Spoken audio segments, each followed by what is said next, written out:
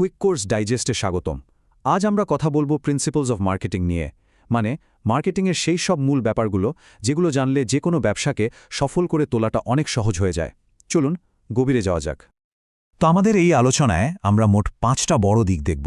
প্রথমে বাজারটা কিভাবে বুঝতে হয় সেটা জানব। তারপর মার্কেটাররা তাদের মেসেজ পৌঁছে দিতে কি টুলস ব্যবহার করে সেটা নিয়ে কথা বলবো। এরপর আসবে ডিজিটাল যুগ, যেখানে গ্রাহকের সাথে কানেক্ট করার নিয়মগুলো বদলে গেছে।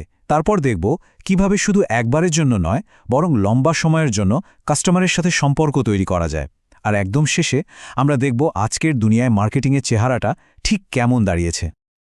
আচ্ছা, তাহলে চলুন শুরু করা যাক একেবারে প্রথম ধাপটা দিয়ে, বাজারকে বোঝা। দেখুন, সফল মার্কেটিংয়ের সবচেয়ে বড় আর প্রথম নিয়মটাই হলো এটা সবসময় কোনো না কোনো সমস্যার সমাধান দিয়ে শুরু হয়। প্রশ্নটা শুনতে খুব সহজ লাগতে পারে, তাই না?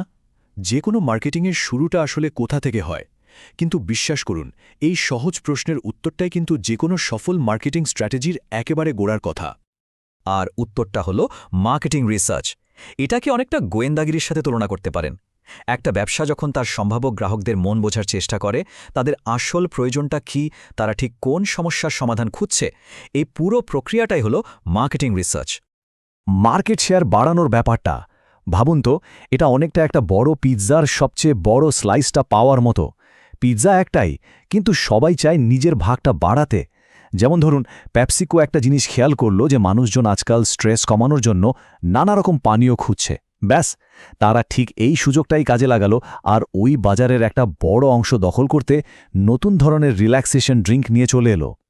বেশ, বাজার তো বোঝা গেল, কিন্তু পরের প্রশ্নটা হলো আপনার বার্তাটা মানুষের কাছে পৌঁছাবেন কিভাবে?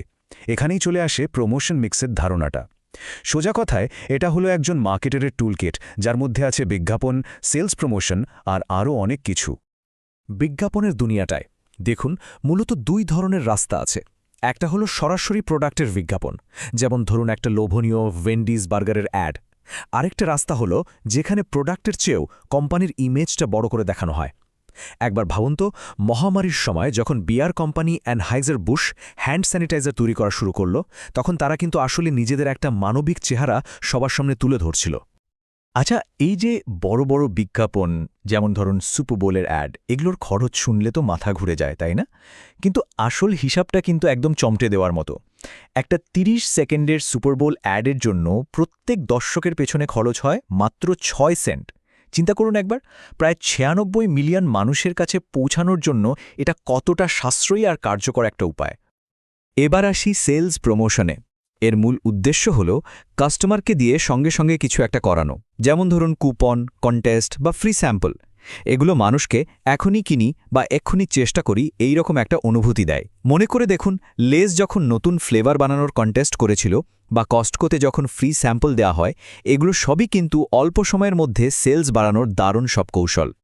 ঐতিহ্যবাহী প্রচারণার দুনিয়া থেকে এবার চলুন এমন এক যুগে যাওয়া যাক যেখানে মার্কেটার আর কাস্টমারের সম্পর্কটা অনেক বেশি সরাসরি, অনেক বেশি পার্সোনাল। হ্যাঁ, আমি ডিজিটাল যুগের কথাই বলছি। চলুন দেখি ডিজিটাল টুলসগুলো কিভাবে এই নতুন সংযোগটা তৈরি করছে। কন্টেন্ট মার্কেটিং, এটাকে বলা যেতে পারে বিক্রি না করেই বিক্রি করার একটা শিল্প।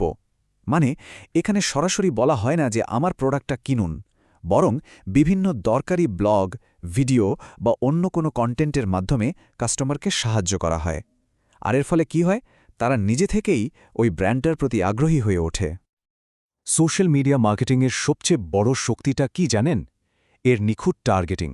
যেমন ফেসবুক কি করে, আপনার বর্তমান কাস্টমারদের ডেটা অ্যানালাইজ করে তাদের মতোই আরও মানুষ খুঁজে বের করে। এটাকে বলে লুকালাইক অডিয়েন্স, মানে যাদের আগ্রহ, আচরণ সব আপনার বর্তমান কাস্টমারদের মতো।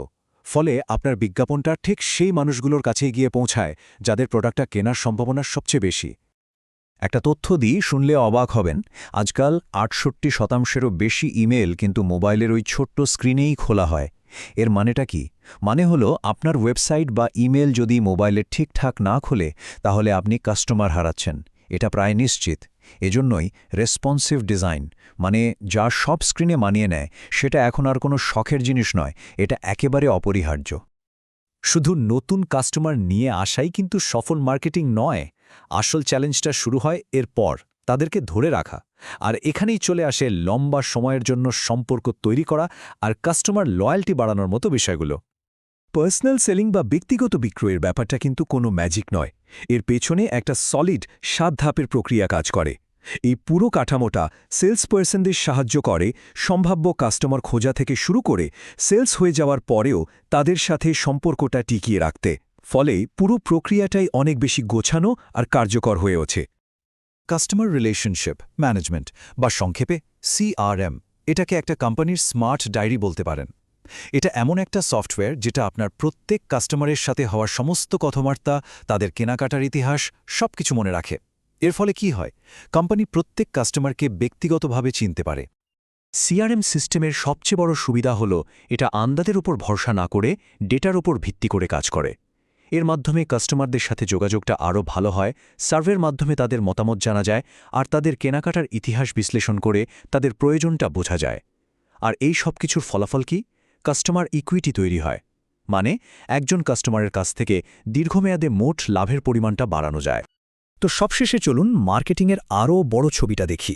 আজকের দুনিয়ায় মার্কেটিং মানে কিন্তু শুধু লাভ করা নয়, এর সাথে এখন জড়িয়ে গেছে সামাজিক আর নৈতিক দায়িত্বের মতো অনেক বড় বড় বিষয়। তাহলে এখন প্রশ্নটা হলো, আজকের দিনে একজন মার্কেটারের আসল দায়িত্বটা ঠিক কি? উত্তরটা কিন্তু শুধু প্রোডাক্ট বিক্রি করার মধ্যে আটকে নেই। এর মধ্যে আছে নৈতিকভাবে ব্যবসা করা, গ্লোবাল মার্কেটের সাথে নিজেকে মানিয়ে নেওয়া আর সমাজের জন্য ভালো এমন কোনো উদ্দেশ্য নিয়ে কাজ করা। যখন কোনো ব্র্যান্ড বিশ্বজুড়ে ব্যবসা করতে চায়, তাদের সামনে মূলত দুটো রাস্তা থাকে। একটা হলো স্ট্যান্ডার্ডাইজড স্ট্র্যাটেজি, মানে একই প্রোডাক্ট একই মেসেজ সব দেশে। কোকাকোলা এর সবচেয়ে বড় উদাহরণ। আর অন্য রাস্তাটা হলো অ্যাডাপ্টেড স্ট্র্যাটেজি, মানে স্থানীয় সংস্কৃতি আর চাহিদার সাথে নিজেকে বদলে ফেলা। যেমন ম্যাকডোনাল্ডস কিন্তু ভারতে বিফ বা পোর্ক বার্গার বিক্রি করে না। এটাই হলো অ্যাডাপ্টেশন। আমেরিকার জনসংখ্যার দিকে যদি আমরা তাকাই, একটা জিনিস খুব পরিষ্কার বোঝা যায়, দেশটা দিন দিন আরও বেশি বৈচিত্র্যময় হয়ে উঠছে। মার্কেটারদের জন্য এর মানে কি? এর মানে হলো এক সাইজ সবার জন্য ফিট হবে, এই ধারণাটা এখন আর চলে না। বিভিন্ন সংস্কৃতির মানুষের সাথে তাদের মতো করে কথা বলা, তাদের বুঝতে পারা, অর্থাৎ মাল্টিকালচারাল মার্কেটিং, এটাই এখন সফল হওয়ার মূল মন্ত্র। এখন একটা নতুন ধারণা খুব জনপ্রিয় হচ্ছে, সাস্টেনেবল মার্কেটিং বা টেকসই বিপণন। এটা এমন একটা কৌশল যেখানে শুধু লাভের কথা ভাবা হয় না, বরং পরিবেশ, সমাজ এবং কোম্পানির অভ্যন্তরীণ শাসন বা ESG, এই সবগুলো দিক মাথায় রাখা হয়। কারণ আজকের দিনে একটা ব্যবসাকে শুধু তার লাভের হিসাব দিলেই হয় না, এই পৃথিবীর উপর তার প্রভাবের জন্য তাকে জবাবদিহি করতে হয়। আর একদম শেষে এসে আমরা একটা খুব গভীর প্রশ্নের সামনে দাঁড়াই। একটা ব্র্যান্ডের উদ্দেশ্য কি তার লাভের চেয়েও বেশি গুরুত্বপূর্ণ? একবার ভাবুন তো, ডভের রিয়েল বিউটি ক্যাম্পেইন বা ইউক্রেন যুদ্ধের পর অনেক বড় বড় ব্র্যান্ডের রাশিয়া থেকে ব্যবসা গুটিয়ে নেওয়ার সিদ্ধান্ত, এগুলো কি প্রমাণ করে? এগুলো প্রমাণ করে যে আজকের কাস্টমাররা শুধু একটা প্রোডাক্ট কিনছে না, তারা আসলে ওই ব্র্যান্ডের নীতির পক্ষে বা বিপক্ষে নিজেদের মত দিচ্ছে। এখন প্রশ্নটা হলো, ভবিষ্যতে লাভ আর উদ্দেশ্যের এই লড়াইটা ঠিক কোন দিকে মোড় নেবে?